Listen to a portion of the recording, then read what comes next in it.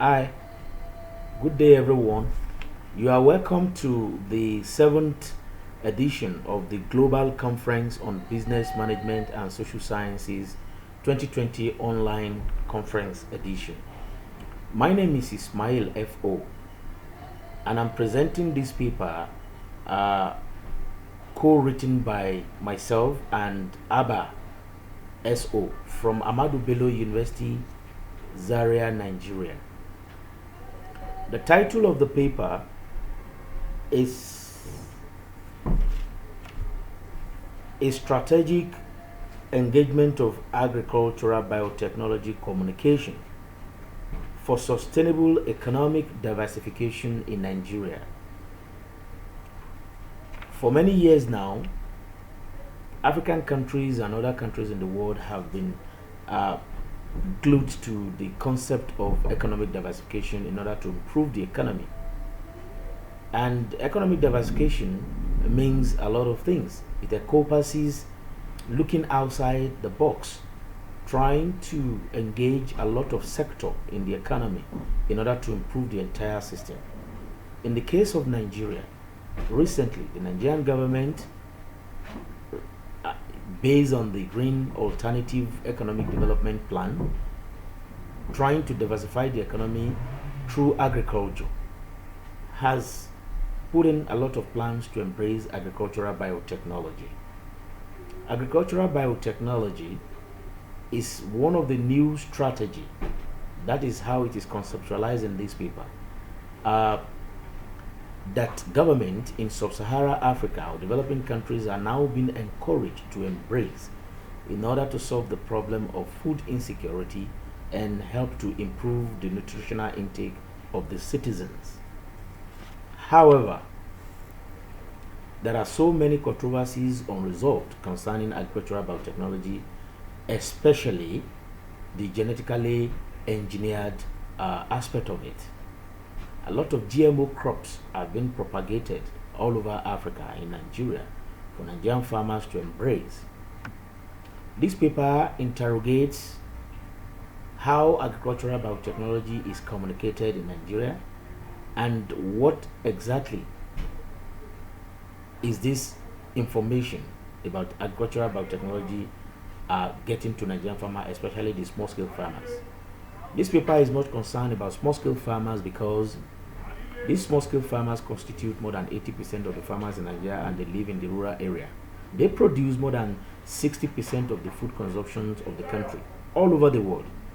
Nothing less than 2.5 billion farmers, according to UNEP report of 2013, are engaged in either full-time or part-time small-scale farming.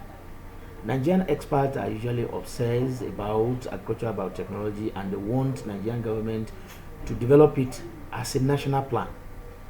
Small-scale farmers do not get full information in most cases concerning this new technology. And in Nigeria, these small-scale farmers are usually in contact with the National Agricultural Research Institute, which is about 18. In this study, 3 of them were engaged for data collection. The objective of this study is to critically link farmers' trust and sustainable adoption of agricultural biotechnology based on full understanding of both the potential and the risk of this technology by Nigerian farmers. The aim, subsequently, is to advocate that the Nigerian Agricultural Research Institutes and every other agency that are trying to engage in biotechnology communication in Nigeria should use or adopt the risk communication model, which allows for dialogical and participatory system to enable Nigerian farmers to understand fully what they are trying to go into.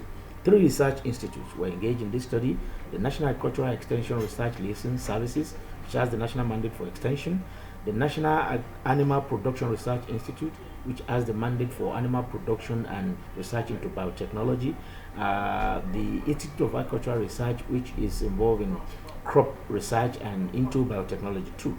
The population of staff of the entire 3 institutes was put at 2,522. Out of these, we engaged 765 officers who were purposefully selected, because these officers are in the category of those that go into research and disseminate information. These are technical and academic officers. We have 452 technical officers and 301 academic officers.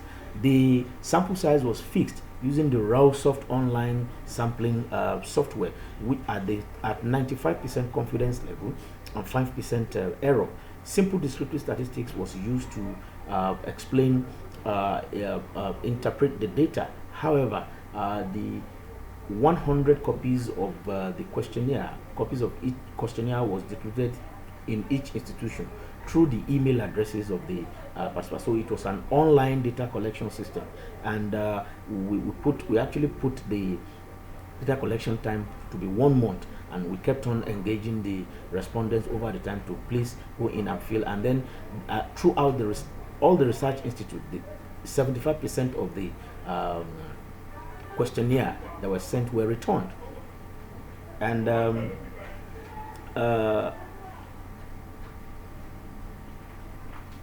this study actually discovered or found out from the respondents' input that 62.6% of them agree that agricultural biotechnology communication can be categorized and should be categorized as a risk communication. Even though a risk communication model is more or less a health communication model, they agree that there are perceived risks, if not now, but in future. And based on that, there is no technology that has no risk. So it is going to be a political communication if we continue to underplay the communication of some of these perceived risks, and then we push them aside as they are nothing. They are actually going to jeopardize a lot of things. One of them is it could affect the indigenous knowledge of farmers, these small-scale farmers who have their indigenous way of,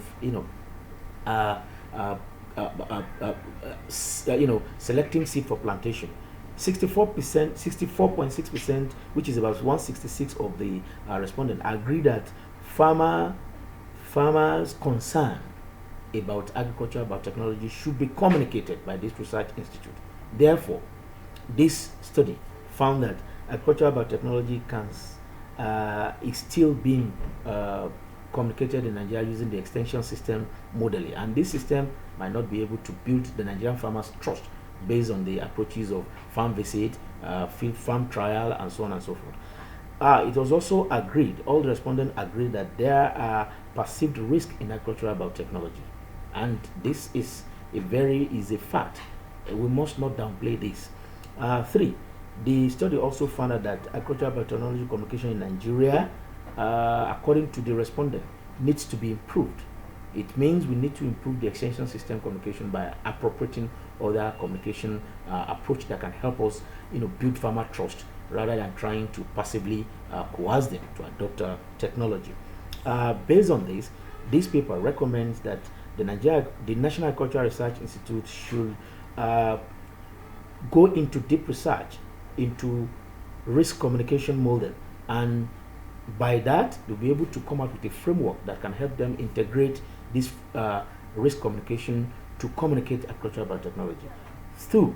We also recommend that after this framework is developed, risk communication should be used to disseminate agricultural biotechnology and other complex agricultural technology in Nigeria, in order to allow the farmers to understand, to participate, to dialogue, and then be able to adopt this technology when, how, and why.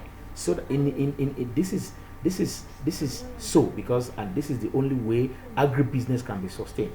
Or else, after the adoption of some of these technology, farmers may go back to the traditional way of farming.